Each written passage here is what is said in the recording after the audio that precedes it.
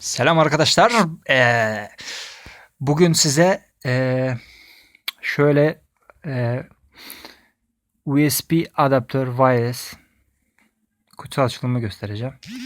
Inca'nın IUVA isme bak ya. IUWA 150M wireless USB adaptör. Bilgisayara format attım. Ethernet kartın driver'ı yok. İnternete de bağlanmıyor. Ben de böyle bir şey aldım. Wi-Fi bilgisayarı Wi-Fi ile bağlayıp Ethernet kartı driver'ını yükleyeceğim. Teknosa'dan aldım, 43 lira bunun fiyatı. Bu da özellikleri yazıyor zaten.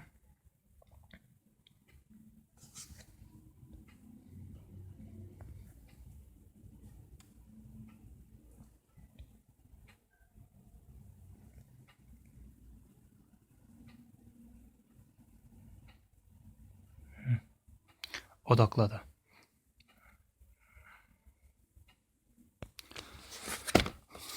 Evet.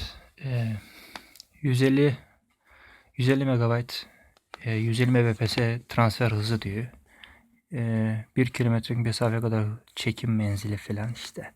BGN, Wi-Fi, Windows 8, Windows 7 XP destekliyor. Herhalde Windows 10 daha desteklemiyor. Neyse.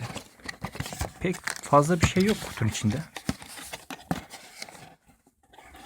Şöyle bakacak olursak bir tane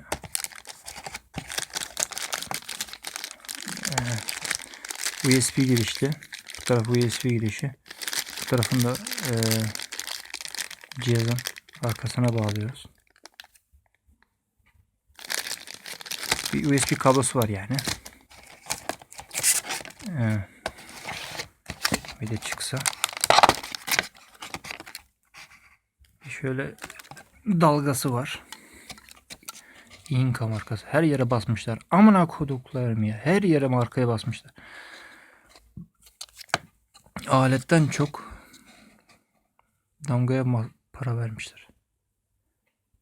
Neyse, bu var. Delikli altı. Buraya anten giriş yeri var. Burada göstereyim şöyle. Burada USB kablosunun giriş yeri. Burada anten giriş yeri var.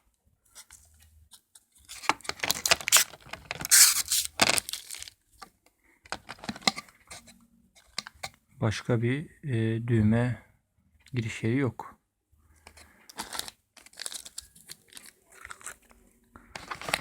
Burada anteni var.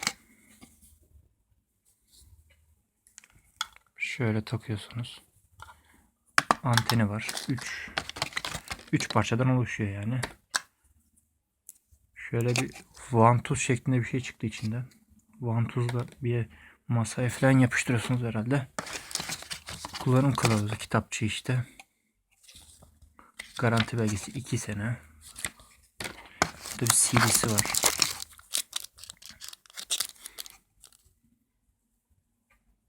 Bu kadar. Başka bir şey yok içinde.